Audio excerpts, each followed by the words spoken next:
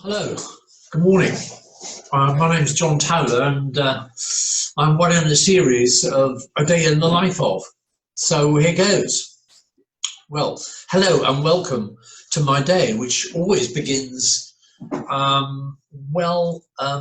I wake up, which happens throughout the night from time to time. I'm not a good sleeper, but the day proper starts at 11:30 when the alarm goes off.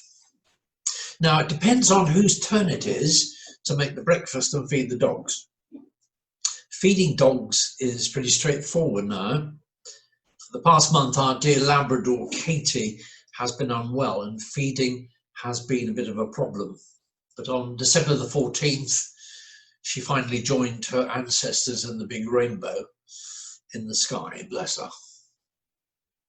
There's always an effusive welcome in the mornings because, yes, they dearly love us, but it is food time.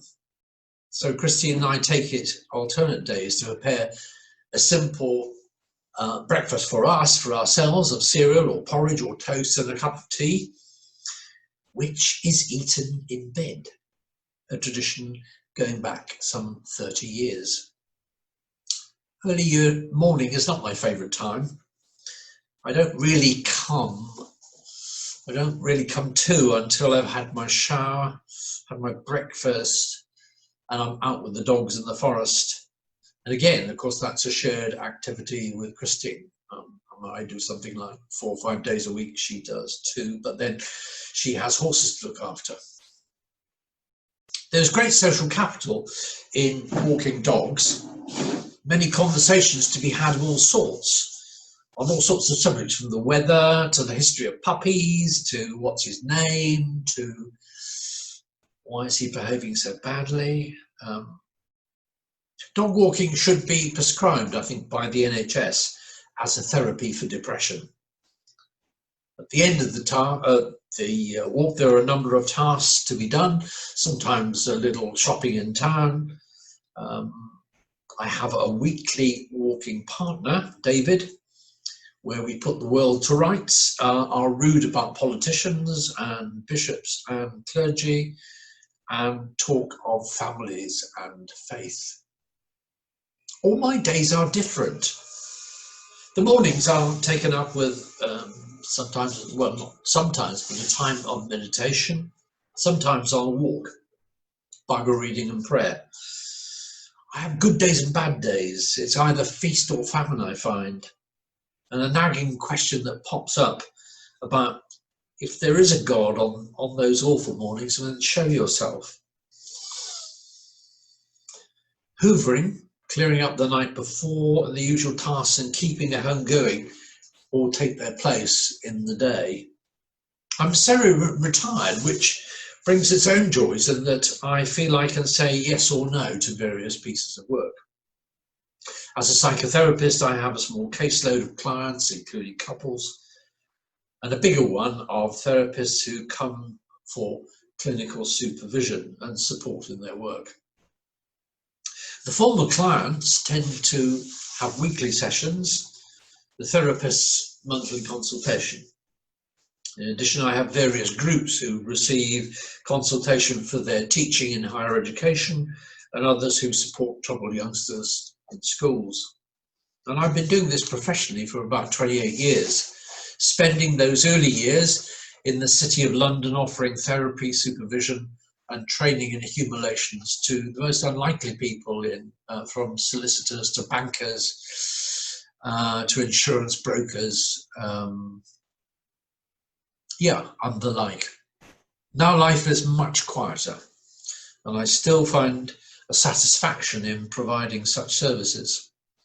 Everyone and every day is different and creates its own challenges, from broken marriages, suicidal clients, and those simply looking for a nudge to help them get back on the path of recovery to a fuller life.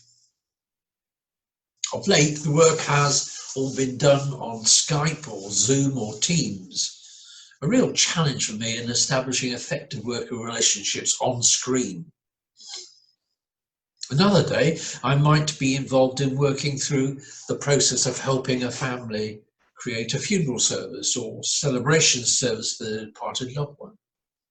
More really these days, preparation for baptism and indeed weddings. But we hope this indeed will change in the future.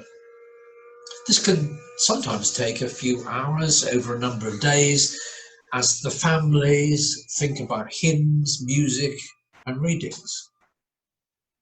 Sometimes this will be solely accomplished on the telephone and email as relatives who will live in a different part of the UK. But my aim, I guess, is always to support their choices and effect as much participation by the family as humanly possible. Daily chores are shared. My share is I do the ironing and the hoovering. And my role in the kitchen is largely preparing food, lots of chopping into small pieces. And from time to time, I do a mean little potato chip, particularly when we're eating fish. My day is punctured at the beginning by breakfast, lunch most days, tea time and supper.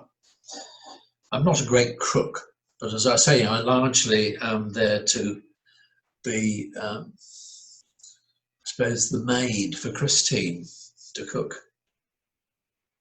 I look forward to these times when we can chatter about anything and everything, including our families. Both of us are on second marriages, therefore lots of children, grandchildren, dogs, horses, politics, shopping, our day, our grouses about one another.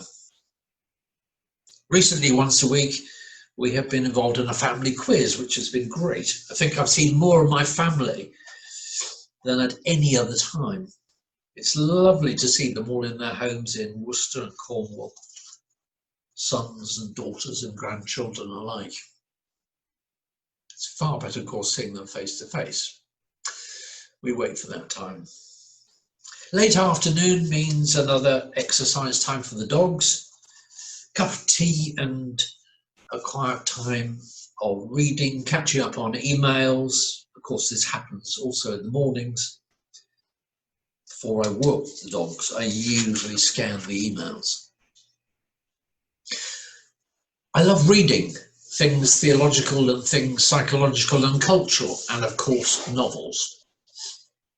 I reread books, and unlike Christine, I read a book to the end, even if I find it unfulfilling and dull. Or I'm a bit obsessive like that. I'm not sure whether it's something about I might miss something. It's a strange form of discipline or stupidity, who knows. I normally read Richard Rohr's online meditation daily. Always a theological book on the go. Currently, Experiences in Contemporary Spirituality by Father Harry Williams. Marvellous book.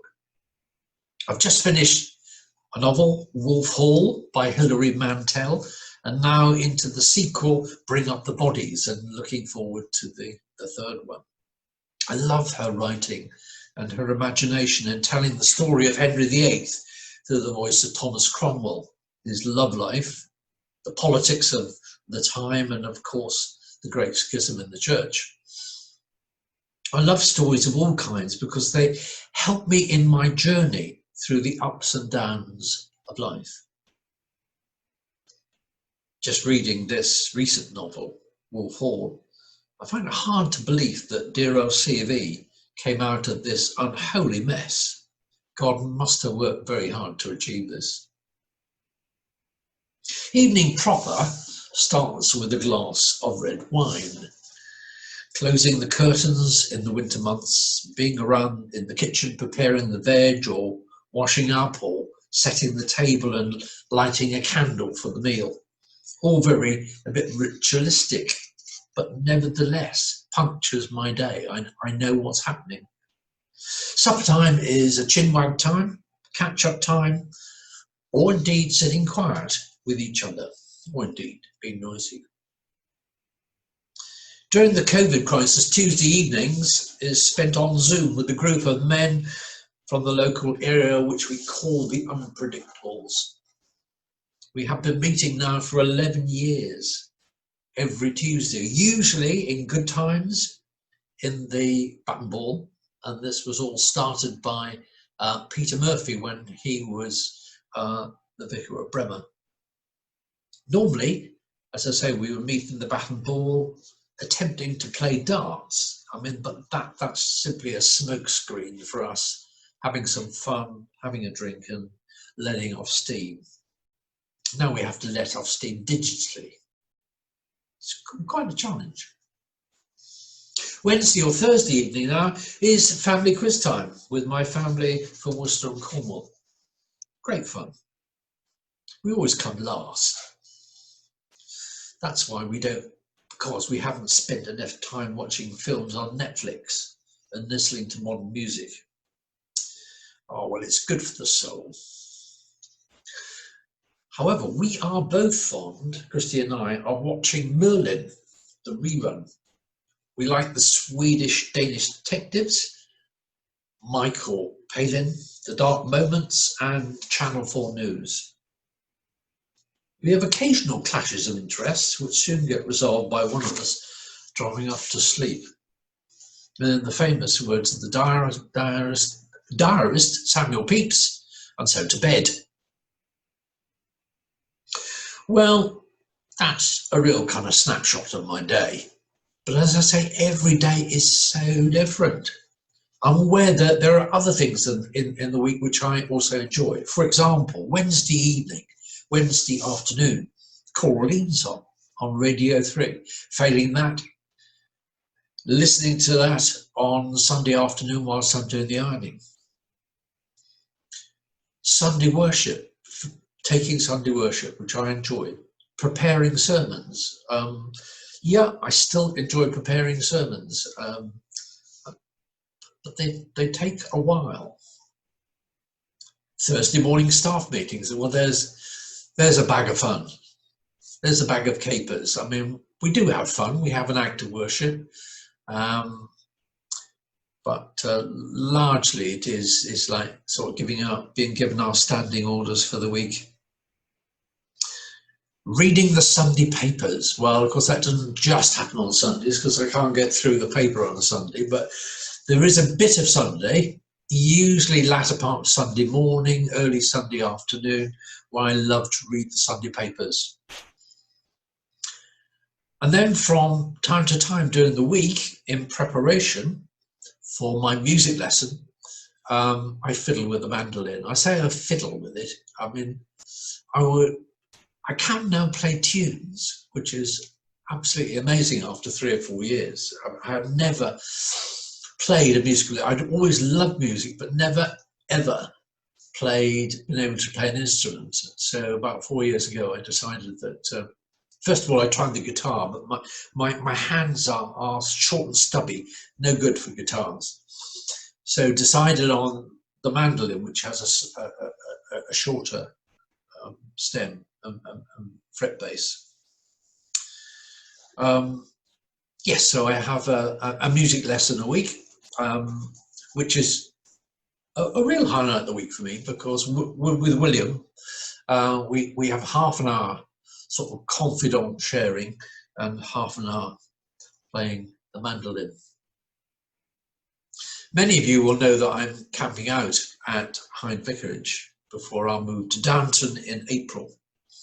However, living in the vicarage is not a good exercise in learning to downsize. I mean, the place is enormous and there's only 2 of us. However, it is lovely living in the forest. Saturdays now are spent decorating in Downton, the house in Downton, which is a lovely little house actually by the river. If you look out the back garden, you can see the swans actually going down the river. It is, we're very pleased with it. It's very what I call bijou.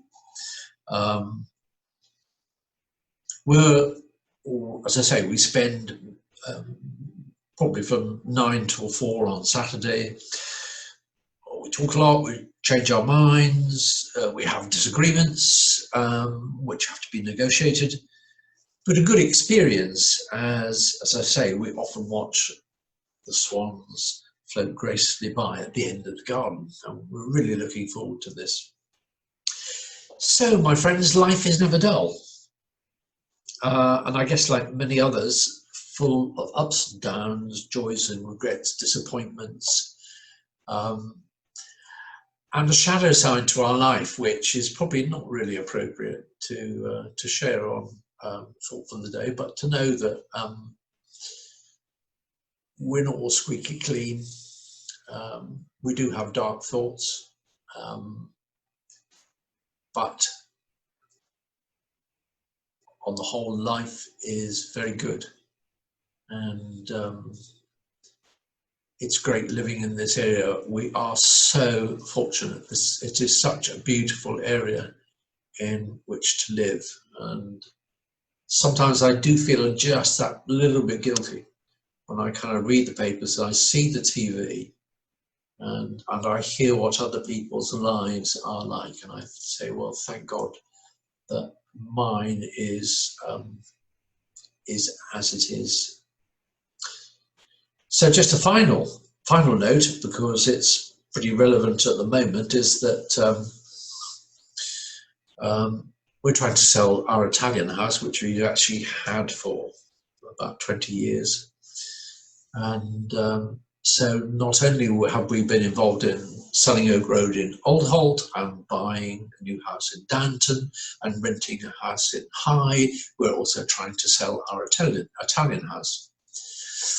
So if I do look a bit jaded from time to time, you will know that, yeah, all of this is sort of fallen into our laps, and takes a little bit of sorting out sometimes. Anyhow, this is my life. So I hope you are able to enjoy your Christmas. I know this is going out after Boxing Day, so hoping you're having a good time. Happy Christmas and a very healthy New Year. Bye.